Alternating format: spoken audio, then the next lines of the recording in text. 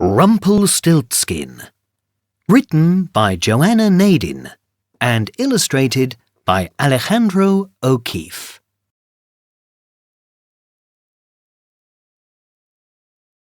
In the far-off times, there lived a poor miller and his daughter, Lily.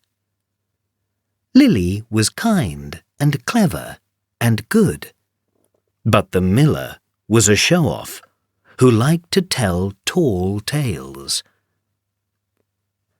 Lily was in love with a prince, but was too poor to be his wife. So the miller went to the king and boasted about his daughter.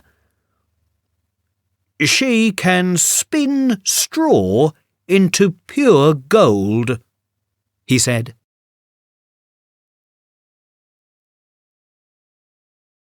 The king was delighted and summoned Lily to the castle.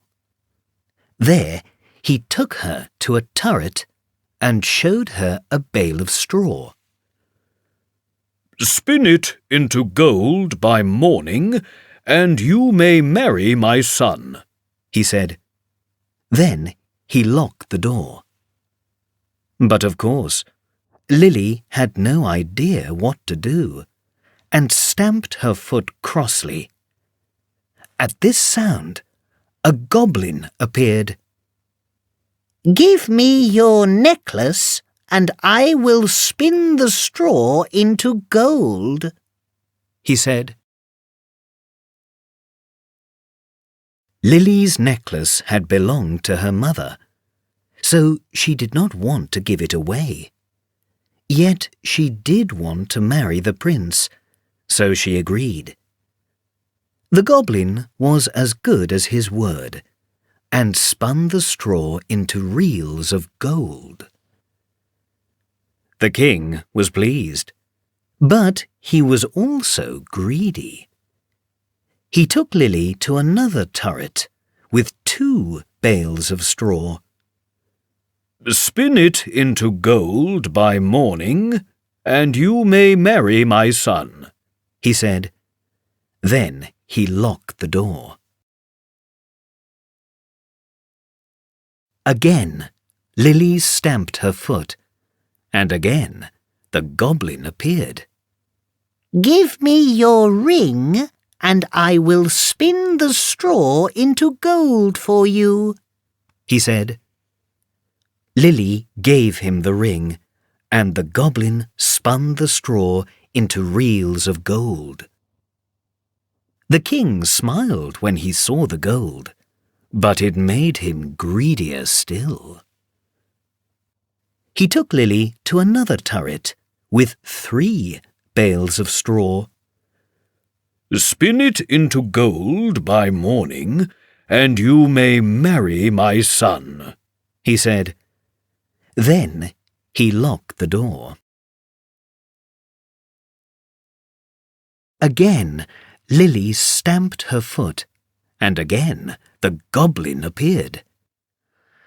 "I have nothing left to give you," she said, "but I need your help." So the goblin thought and replied, "Give me your first child, and I will spin the straw into gold." Lily, who did not much care for babies, agreed, and the goblin spun the straw into reels of gold. This time, the king kept his word, and Lily married the prince. The years passed, and in her happiness, Lily forgot that she did not much care for babies. She and the prince had a little boy. They called him Tom. Lily also forgot her promise to the goblin. But the goblin did not forget. On Tom's first birthday, he came to the castle and said, "Give me your baby." Lily could not bear to be parted from Tom, and offered the goblin gold instead. But the goblin said Tom was the only treasure he wanted. But, as I have told you, Lily was a clever girl. "If I can guess your name, will you let me keep Tom?" she said. "I will give you 3 days," said the goblin, "but you will not win. The child will be mine." Lily set to work. On the first day, she wrote down all the boys' names she had heard of. When the goblin came that evening, she said, "Is your name Adam?" "No," smiled the goblin. "that is not my name." "Is it Ahmed?" asked Lily. "No," smiled the goblin. "that is not my name." Lily tried Akim and Anton and Hassan and Hans. Each time the goblin said the same thing. "No, that is not my name." On the second day, Lily went to the castle library and wrote down all the boys' names she hadn't heard of. When the goblin came that evening, she said, "Is your name Achilles?" "No," smiled the goblin. "that is not my name." "Is it Axel?" asked Lily. "No," smiled the goblin. "that is not my name." Lily tried Karim and Caspar and Santos and Solomon. Each time the goblin said the same thing. "No, that is not my name."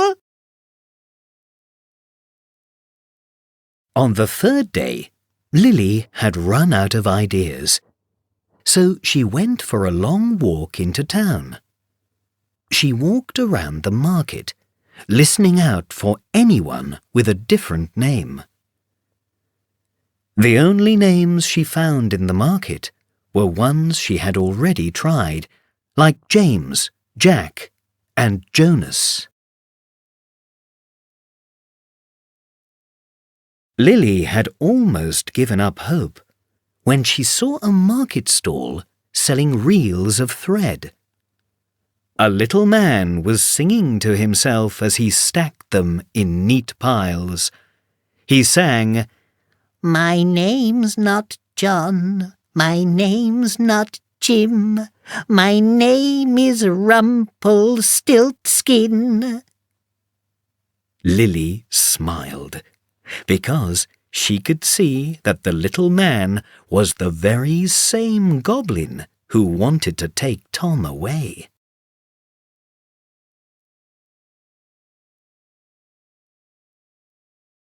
When the goblin came that evening, she pretended not to know. "Is your name Gumboot?" she said. "No," smiled the goblin. "that is not my name." "Is it Marmalade?" asked Lily. "No," smiled the goblin. "that is not my name."